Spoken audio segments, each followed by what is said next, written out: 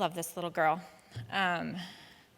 So I want to start off just this conversation today by first acknowledging the original indigenous peoples of this land. And here in the DC area it was the Piscataway, but there were a lot of other indigenous people, so I just really want to recognize and honor the land that we're on today, and just really grateful to be here and grateful to Katie to invite me to be a part of these amazing conversations. I feel really humbled because we are very early in our journey, so I get super excited to see all of the amazing work that's happening, and I was telling dear friend and colleague, I can't wait till we're just a little bit further down the journey, and we've got a lot more work under our belt. But I want to start out talking a little bit about our creation story. And when I think about this image, it's so much a part of our creation story, and it's really, when you look at those words, strong, resilient, and indigenous, that's how we want to be seen. That's who we are. But yet, we are not seen that way in society. And I think, this is not my first rodeo. I'm getting to be an old broad and have done a lot of work over the years. And just really, as I've been moving through my career and being an advocate on a lot of different issues for Native American children and families in particular, but on issues of tribal sovereignty and working in this space with youth and tribal leaders, a lot of different people, we can't ever seem to get traction on our issues, and we are winning all the races that we don't want to win. And that's that we're at the lowest rung on those ladders and the greatest disparities. And it really becomes the narrative, right, that we're almost a problem to be solved. And I think it just reached this point going back into 2015, talking with a lot of different colleagues, like enough is enough. And how do we change this? And I think we were very inspired at the time about what was the revolutionary change around the marriage equality movement. And it was like, wow, how did these seismic cultural shifts happen that led to significant policy change in this country? And I think we were really inspired by that. And so through hook and by crook and a lot of late nights and pulling together a lot of really smart people, we were able to put together a narrative change project, and with an angel investment from the Kellogg Foundation of $2.5 million, we were set out to do a lot of public opinion research. And why that was important to us is because we are very much invisible in the data. We don't even show up as an asterisk. We're not even up there, right? When we talk about telling stories and telling stories through data, it's usually only Black, white, and Latino.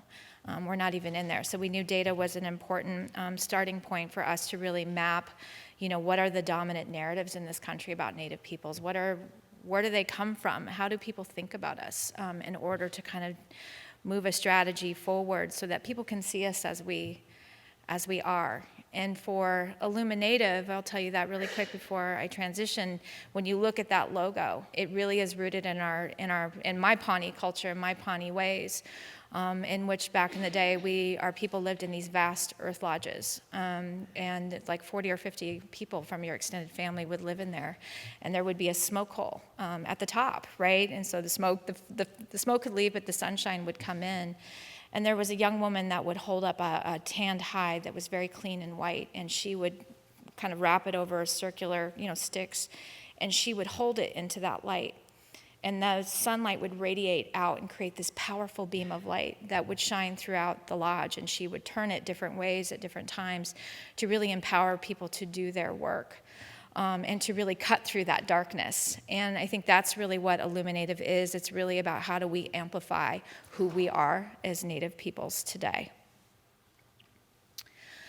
So as I'm going to dive into the research, and I'm always looking at creative ways to talk about this, but somebody once asked me, isn't invisibility supposed to be a superpower? Remember, Harry Potter and his wonderful cloak? I loved it. But, what we found, as Native people is it's not a superpower.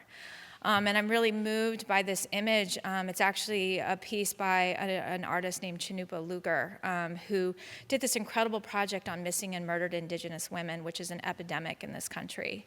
And it's made of beads that are made from people all over the United States that kind of, created, it was a very interactive arts project that's been traveling, but it's murdered and missing Indigenous women are very much an unfortunate and powerful symbol of our invisibility today.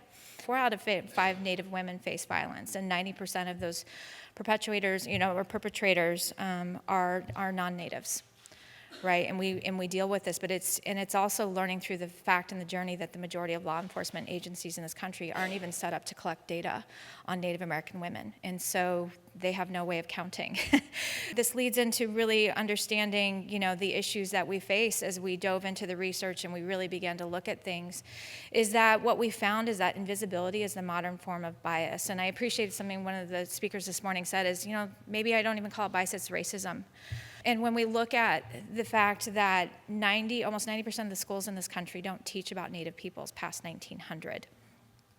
And that's, wrap your head around it, because people don't learn about us in the contemporary context. So we get sort of regulated to being of ancient civilizations that live no more, right? And if you kind of just do like a mental stock, when's the last time you saw a film that really depicted Native American people or turned on your TV?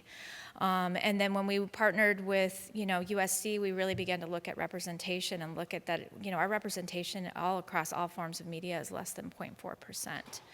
And so we really found through this, and we went out and did a lot of national and online polling with people, and what we found is the majority of Americans they're not even sure we exist anymore. They certainly don't know anything about us.